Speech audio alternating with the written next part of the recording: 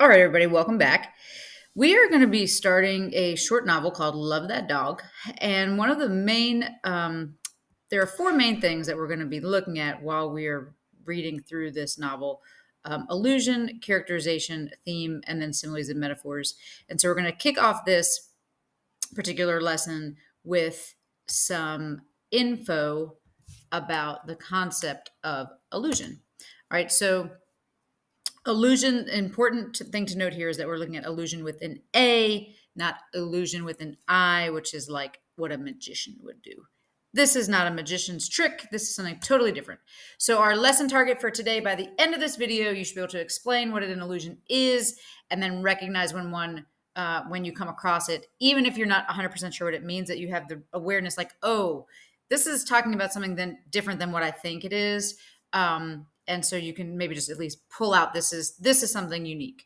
All right, so here is what we're looking at when we're talking about illusion. By definition, an illusion is a reference to a well-known piece of literature, art, song, or even a person in a work of literature. Okay, the thing about an illusion is that the reference being made to it, all right, is something that is well known. Okay, so his Goliath frame seemed to dwarf the other football players. If you've ever heard of Goliath, he was a giant, so he was known for his size. So it's a reference to the character in the Bible. Now, the Bible is one of the most frequently referenced illusion topics, just because it is such an old book. Okay, so there's lots of references in modern day things that reference or refer back to that. So Goliath was a giant. He was defeated by a small boy. So in that example, his Goliath frame seemed to dwarf the other football players. He was really, really big. All right. And made the other people look small. This illusion tells us that the boy is large and much larger than those around him. Here's kind of like a little visual for you. All right. So the thing about an illusion, though, like as you're reading, is that if you don't necessarily recognize that you're looking at an illusion, you're going to kind of like miss the point. So it's kind of like there's an inside joke that you're not on the inside of if you are missing the illusion. So here's another example. The kindergartners were frightened of the new principal who reminded them of Cruella de Vil. Well, I'm sure that we all know who Cruella de Vil is. So who is she? Well, of course. All right. Who is it making reference to? This is Cruella de Vil from 101 Dalmatians.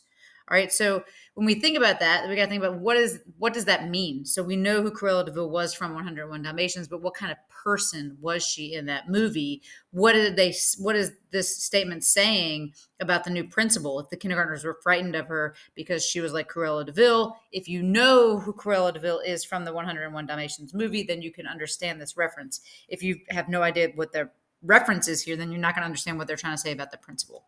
So in this particular case, right, we know that Cruella, excellent. I'm sure you were thinking it, right? Cruella de Vil is terrible to the puppies. So in this case, the principal, all right, is terrifying to these kindergartners. Okay, she's scary, she's mean. All right, she is not treating them well. All right, another like she looked mean or scary. All right, and there's again a visual for you. All right, another example, sort of timely here with when we're kind of looking at this.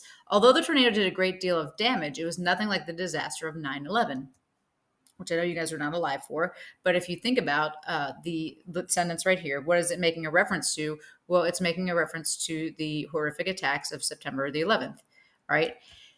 So what is the meaning of that? If we look at it in the big picture, although the tornado did a great deal of damage, it was nothing like the disaster of 9/11. It's saying that the tornado was damaging, okay, but 9/11 was more damaging.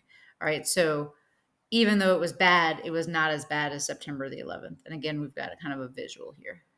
All right, now the thing about illusions, all right, is that popular shows like SpongeBob SquarePants or The Simpsons use illusions all of the time. So like popular cartoons, music, a lot of pop culture things will make an illusion. And if you're unaware of it, like if you're looking at these things down here and you're like, that doesn't mean anything to me, you're going to miss kind of the point of it.